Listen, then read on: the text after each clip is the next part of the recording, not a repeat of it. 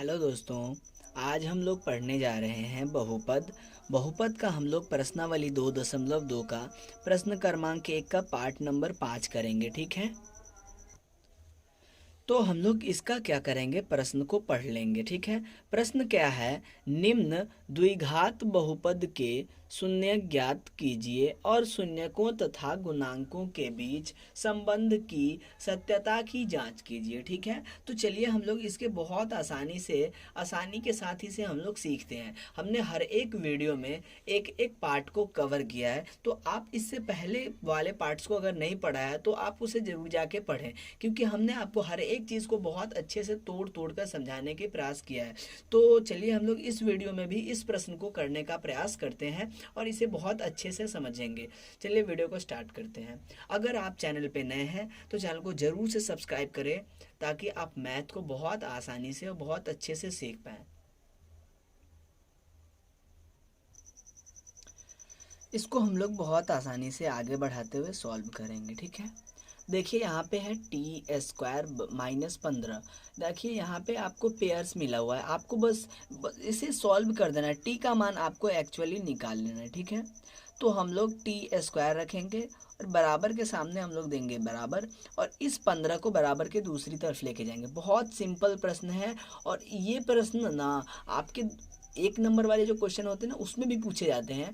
तो इसका आंसर क्या होगा, आपको 1 नंबर वाले में जो पूछे जाएंगे इसका आंसर क्या होगा, आप इस प्रश्न के माध्यम से उसे भी सीख लेंगे। तो ये हो जाएगा आपका प्लस का 15, क्योंकि ये माइनस का 15 था तो इधर आया तो प्लस का 15 बच गया। अब हम लोग यहाँ पे टी के ऊपर में स्क्वायर है, हमें केवल टी का मान चाहिए, ठीक है। तो हम लोग लिखेंगे टी। अब सवाल है सर, ये स्क्वायर जाएगा तो बराबर के उधर तो क्या होगा। तो जब स्क्वायर बराबर के दूसरी तरफ जाता है तो ये रूट में कन्वर्ट हो जाता है, ठीक है। तो आप इसमें रूट लगा लेंगे और ये आपका प्रश्न हो गया सॉल्व। बस आपको सत्यता की जांच कर लेनी है। लेकिन जब भी आप ऐसा प्रश्न सॉल्व करेंगे और उसमें आपको रूट के अंदर में ही मान मिलेगा, अगर यहाँ पे टी स्क्वायर -16 होता तो -16 होता तो प्लस का 16 बनता है यहाँ पे रूट के अंदर, तो इसका आंसर निकलता 4, ठीक है। तो आपको ऐसे प्रश्न में प्लस और माइनस दोनों लगा लेना है, क्योंकि एक वैल्यू प्लस में होगा, दूसरा वैल्यू माइनस में होगा। इसीलिए अल्फा बराबर, पहला वैल्यू प्लस का होता है तो प्लस का रूट 15, और बीटा बराबर माइनस में रूट 15। तो आपने इसे अच्छे से समझ लिया है, इसीलिए आपको एक बार ए प्लस अल्फा प्लस बीटा कर लेना है।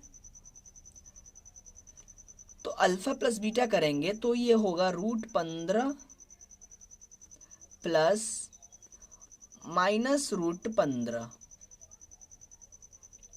इसे हम लोग आगे बढ़ा के सॉल्व कर लेंगे। प्लस रूट 15, और यहाँ पे देखेंगे प्लस माइनस माइनस रूट 15। तो देखिए यहाँ पे क्या है, प्लस है, और यहाँ पे क्या है, माइनस है। तो प्लस का रूट 15 माइनस का रूट 15 आपस में कट जाएगा, आंसर मिलेगा 0। यानी हमें अल्फा प्लस बीटा का मान क्या मिला, 0। इसे हम लोग सूत्र की सहायता से भी चेक करेंगे। अब हम लोग गुना करते हैं, यानी अल्फा गुने बीटा करते हैं, ठीक है। तो अगर हम लोग प्लस का रूट 15 और माइनस का रूट 15 का गुना करते हैं तो हमें क्या मिलता है। तो जब इन दोनों का हम लोग गुना करेंगे तो देखिए यहाँ पे प्लस है और यहाँ पे माइनस है। दोनों संख्याएं क्या है, रूट में है। दोनों संख्याओं का हम अगर गुना करेंगे तो प्लस माइनस माइनस, 15 का 15 के साथ हम लोग अगर गुना करेंगे तो ये जो मान आएगा वो आएगा आपका, वो हम लोग गुना करके देख लेते हैं। ऐसे देखिए 15 पाँचे 75, 75 का हुआ 5, हाथ में हो गया 7, 15 एकम 15 और 7 22, यानी 225। रूट लगा है तो हम लोग लगा लेंगे रूट, और फाइनली अगर इसका हम लोग वर्गमूल करेंगे तो आपको मिलेगा 15। माइनस लगाया तो माइनस, या फिर आप इसे डायरेक्टली 15 लिख सकते हैं क्योंकि दोनों संख्याएं क्या है, रूट में है और दोनों संख्याएं बिल्कुल समान है। तो हम लोग बस चिन्ह का गुना कर लेते, प्लस माइनस माइनस, और बस इन दोनों में से लिख देना है। 15 है तो हम लोग लिख देंगे रूट के बाहर 15, या फिर हमने आपको गुना करके भी बताया तो यहाँ पे मिला, इसका गुणनखंड का मान मिला 15। अब हम लोग लिखेंगे जांच, ठीक है। तो चलिए हम लोग लिख लेते हैं जांच। तो यहाँ पे हमने लिखा सत्यता की जांच। अब सवाल है सर a बराबर, b बराबर और c बराबर, ये हम कहाँ से लाएंगे? तो देखिए आपके पास जो बहुपद दिया हुआ है हम लोग उसी में से a और b और c का मान लेंगे। तो चलिए हम लोग पहले बहुपद को देख लेते हैं कि बहुपद क्या है।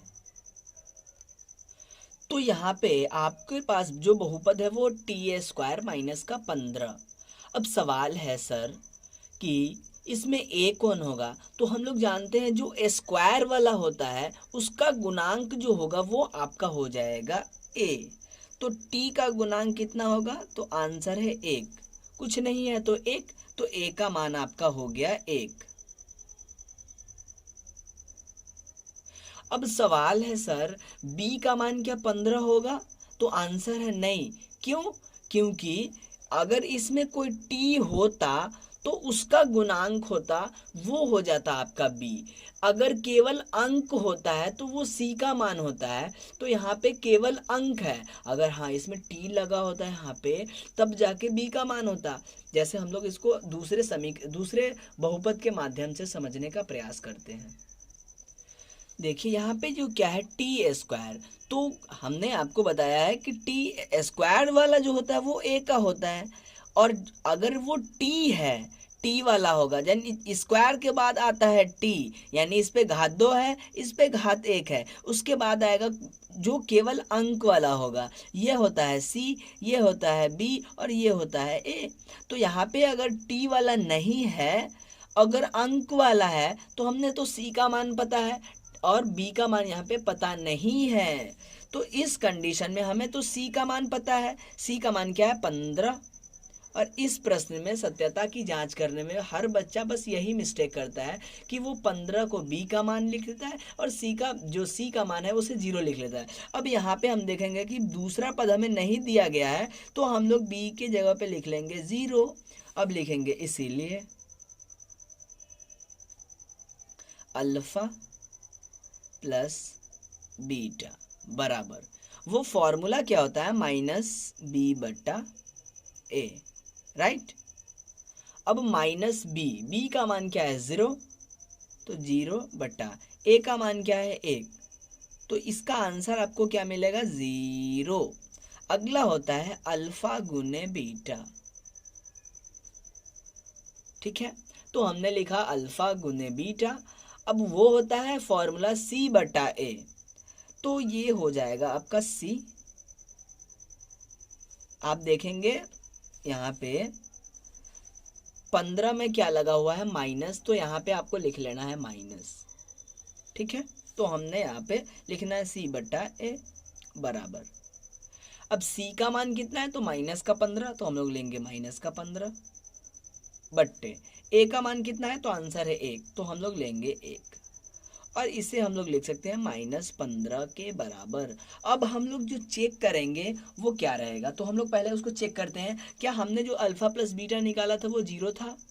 हमने जो अल्फा गुने बीटा निकाला था क्या वो -15 था? चलिए हम लोग उसको चेक कर लेते हैं।